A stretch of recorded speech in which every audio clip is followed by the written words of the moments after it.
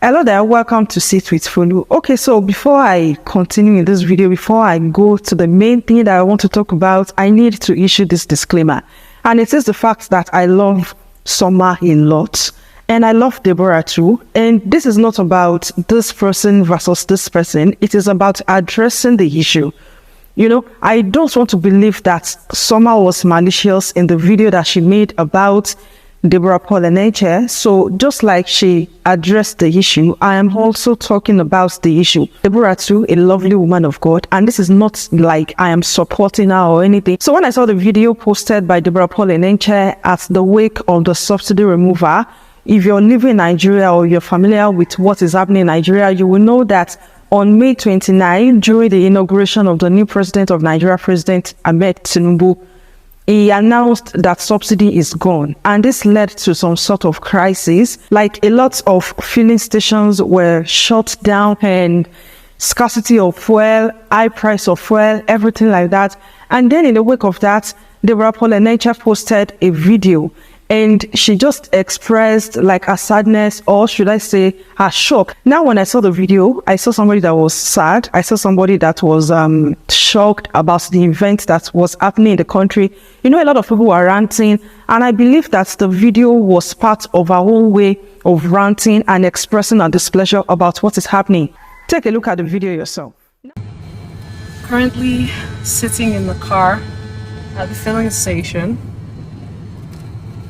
And I just have to say, like, first of all, I really appreciate my privilege and how much of God's grace that I don't have to experience what other Nigerians are experiencing, and I do my best not to involve myself in the conversation, at least on the internet, just in my mind. But dude, Nigeria cannot be a real place. Like, what's going on? I hope you people are praying. Like, I hope we are praying. Look, there's nobody here. No, because see the amount. When I saw the video to me was a rant. It was just like an expression of sadness and dissatisfaction about what is happening. And when I saw the video by Summer, I was like, wow. It was difficult to watch. Maybe because when I saw the video initially, I just saw it as like an innocent rant. And then hearing all that she was saying about Deborah, I understand the people that tackled Deborah under the post, you know, like checking the post again, I saw a lot of comments. Some people were just like, don't talk about this, just keep quiet. You know, I understand these people. I understand the fact that a lot of emotions were at play at that point. You know, when you see somebody that asks like all that you wish to have, complaining about something that you believe that you have the right to complain about, you know, sometimes it doesn't feel right with you that she was complaining about it. But I believe that logically, when we are applying logic, we'll say that there is nothing wrong with what she said. Now, I want to talk about some of the points that Summer raised in her video. Now, the first thing is that, and I'm very particular about this, is that Deborah first said, I hope you're praying. And then she said, I hope we're praying. You know, like she was encouraging people to pray. Now, Deborah is a Christian. She's a daughter of a pastor, a minister herself. Now, as believers, or as a Christian, as a believer, a child of God, no matter how difficult the situation is, no matter how irredeemable the situation may look, we must not give up on prayer. We cannot give up on prayer. Now, calling for prayer, or maybe asking somebody that, hope you're praying for Nigeria, it is something that all of us do once in a while. You know, I can remember that recently, like I asked someone, I hope you are praying for Nigeria. And his response was, I'm not praying for Nigeria anymore. I am tired of praying for Nigeria. You people should be praying for Nigeria. God will hear your prayers. You know, I was like, all of us, we must pray for this country. And, you know, just like banters like that, this is something that we all say.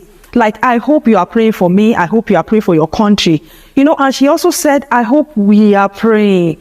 But somehow that did not sit well with some people. Like, how can you say, I hope you are praying for Nigeria, as if you are not part of Nigeria? And then when she still said, I hope we are praying, like collectively now. People were still like, we have been praying all this while.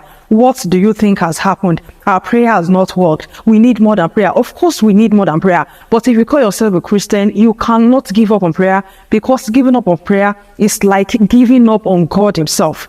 So we can't stop praying for Nigeria. But at the same time, we know and we must accept the fact that faith without work is there. So we need to pray for Nigeria. And then at the same time, we also need to put our faith in action. But at the same time, we need to do other things, fulfill our responsibilities, our civil duties, hold our leaders accountable for us to be able to have the country that we truly desire. And then Deborah said it. She said, hope you are praying for Nigeria, something that all of us said, and it became an issue.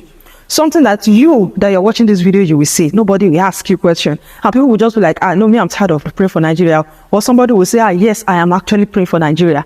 Deborah said it now, and it became a problem. The question is why? Why? Before she actually went to her rant, she said she acknowledged the privilege that she's enjoying.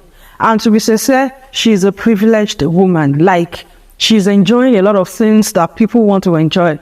And I also want to believe that our acknowledgement of the privileges that she's enjoying is because she did not want to be misunderstood. Like, she just wanted to say, I am grateful that my life is like this. I'm grateful that I am enjoying some grace. I'm enjoying some privilege. But somehow, people still hated that. Somehow, people were still like, oh, of course, people were still hungry. It is normal for anybody to say it. But why is it that when Deborah said it, it became a problem? She was just like, let me be diplomatic. I want to share my message. But let me say that, okay, I am not trying to say that I know what you're going through. I am not trying to say that I understand your situations because I am not in your shoe. I understand the fact that I am enjoying some privileges. But somehow, people still misunderstood it and people still got angry. It is just like there was no winning for the lady. There was no winning for Deborah. Now, again, I want to talk about the part where she prayed. Of course, I have said it before that talking about prayers, Deborah is a Christian, she's a child of God, and of course, she must depend on God. Even as we walk, we also need to pray. We can't say that prayer has not been working for us, so we want to stop praying.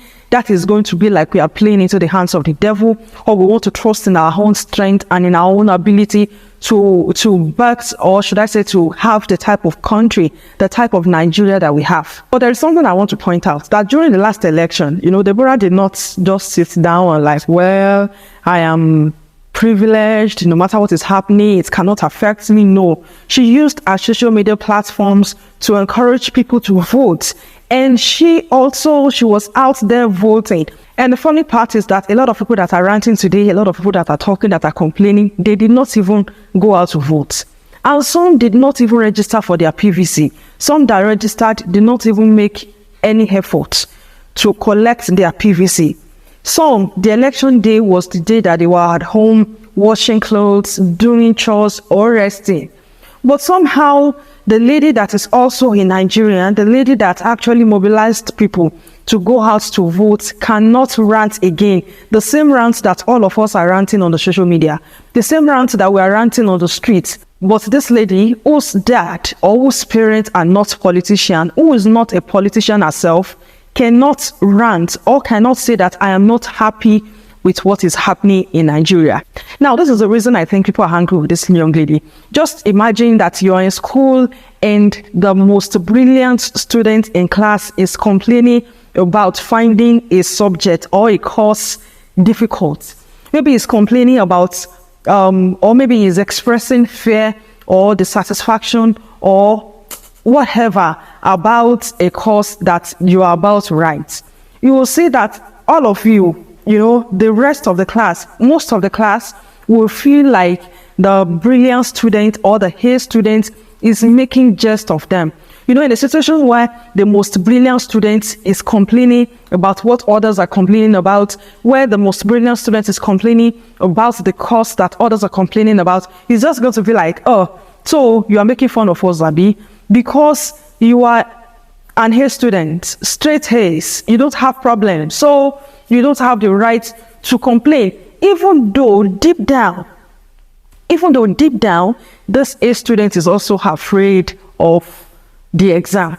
But this A student must not complain or must not express the fear or the shock or the anger, whatever emotion that she has, because she is privileged or lucky or whatever, or even talented to be brilliant, to be more intelligent, and to be an A student.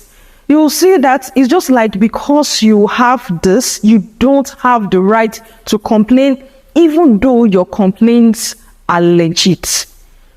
So that is just what is happening now. And another example would be like maybe a girl whose dad owns the biggest generator, electricity generator set in the whole village or in the whole town, complaining about NEPA. The ones whose dad does not own any generator, the ones who will sleep in the darkness if NEPA or Ikeja Electric or Ibadan Electricity Distribution Company, whatever it is that they are called in your area, if they refuse to restore electricity, will sleep in the dark. We just be like, so you are making fun of us, Abi? If NEPA take light now, won't you go and on your gen and enjoy cool fan or cool AC throughout the night? So because you have the privilege, you can't complain about our situation, the situation that all of us are going through. But because somehow you have more privilege, even though maybe this girl, maybe the dad had been complaining about fuel price, maybe their gen even got spoiled. Nobody cares. They just look at your privilege, they look at what you have, and they look at what they don't have, and they tell you that you don't have the right to complain about your legit needs. So that is just what I believe is happening here. When I was watching Summer's video she made about Deborah, and she was raising some points, especially when she was mentioning the things that Deborah said in the video, I was just like, this is not necessary. Like, it is not that deep. She is also a Nigerian, and no matter what is happening, it is okay for her to also complain about this. It is not out of place. And funny enough, I think that she's quiet, like a lot of gospel ministers that have more privileges, they are quiet and we are still dragging them. So if you're quiet, they will drag you. If you talk like, I am so sorry, we are going through this, God will help us, they will drag you. It's just like there is no winning. There is nothing that you can say that you will not be dragged. There are a lot of privileged people everywhere that are quiet and they are enjoying their money, but somehow somebody will remember them and still drag them. The ones that are talking, encouraging people to vote and everything, we are still dragging them. Now, I'm not going to say leave Deborah Paul-Enenche alone, on second thought, I'm not going to say that, but I'm going to say that let's face the issues and let's leave the personalities alone. Let's leave people alone. It is okay for us to criticize issues, even maybe something that somebody said, but we should not make it look like people committed a crime because they have privileges. Because even you, me, we don't know where we'll be tomorrow. And when people are attacking us like this, how are we going to feel?